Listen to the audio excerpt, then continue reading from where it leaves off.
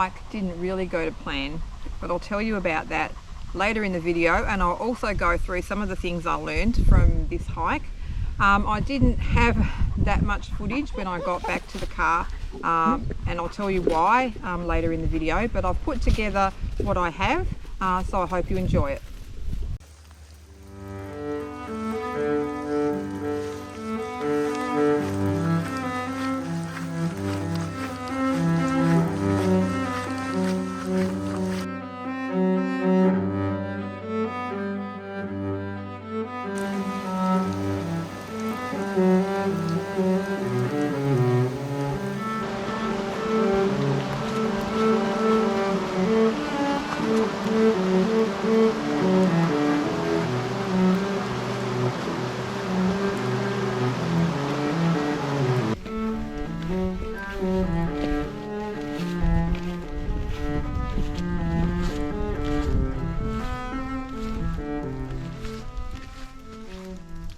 Good morning. Well, I'm at Mount Baw Baw this morning, 3.5 hours from home.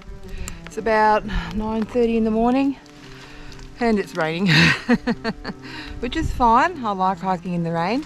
Not sure about camping, but we'll see how that goes. Yeah, so I'm doing, I think it's about a 15-kilometre hike today, staying overnight somewhere and head back down the mountain in the morning. It's really friggin' cold. But I've just climbed up a fairly steep incline, so I'm warm at the moment.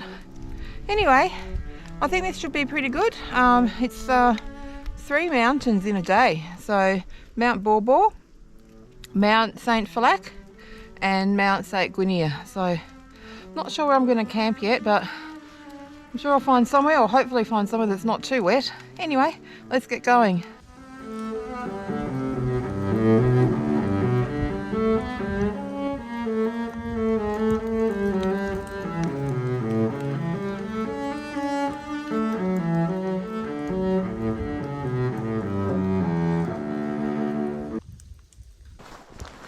So I'm carrying about 14.5 kilos today.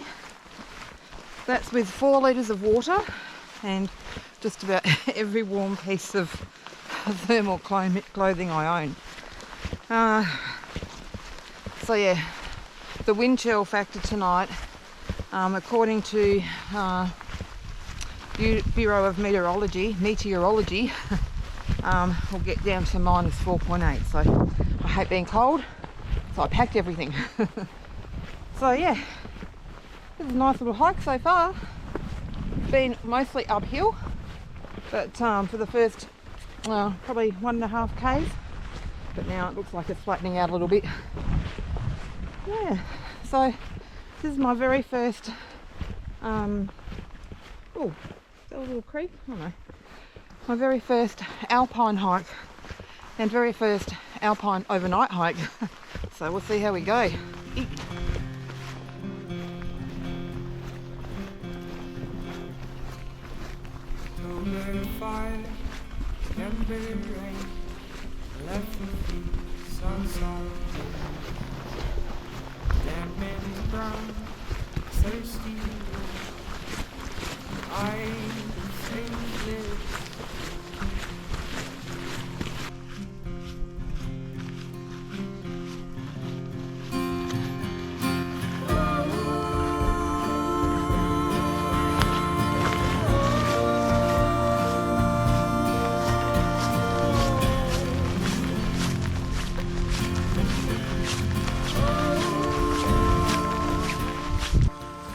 Interesting that the blazes in Alpine country are so high for the snow.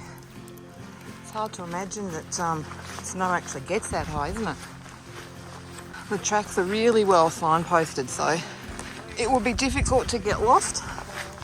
I imagine if there's snow, that would be easier to get lost. But yeah, the signs are all up fairly high, and there's lots of them. At every intersection there's a sign. I have a map and compass with me, and I have 2 phones, both with All Trails, one with Gaia, so yeah, I think I'll be okay. Oh, and I have my Garmin Inreach as well, in case I need to call for help. hopefully that won't be the case.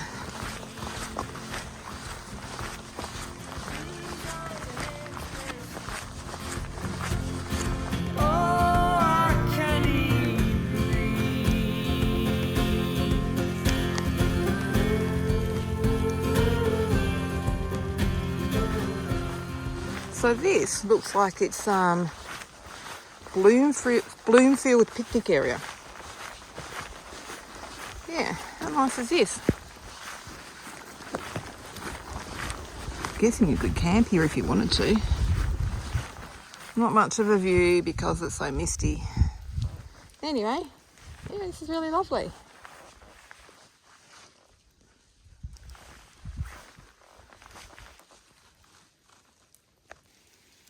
Mount St. Phallac, 2 kilometres.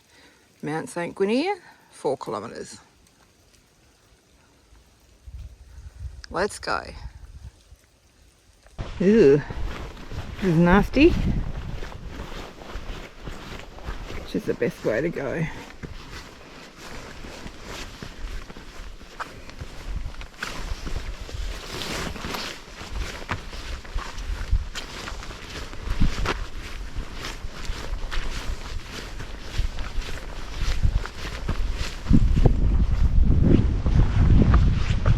This is McMillan's Flat. There you go, McMillan's Flat. Alright, onwards.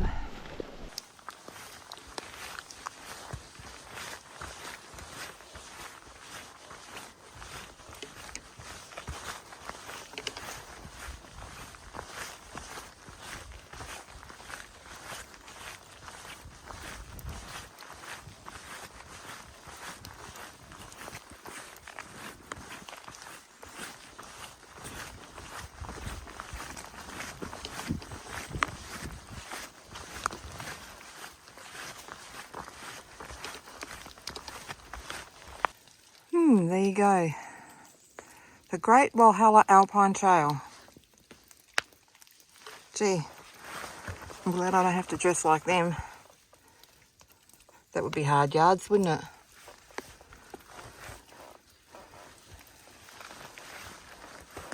Yeah, there you go. Hope I'm not covered in spots because it's raining, so it's hard to keep the lens dry. But yeah, I am loving this. It is so cool. The countryside is just amazing. The track is great. Well signed. Wow, check that out. If I was game, I'd go and have a look, but I'm not, so I won't. I'm going to keep going.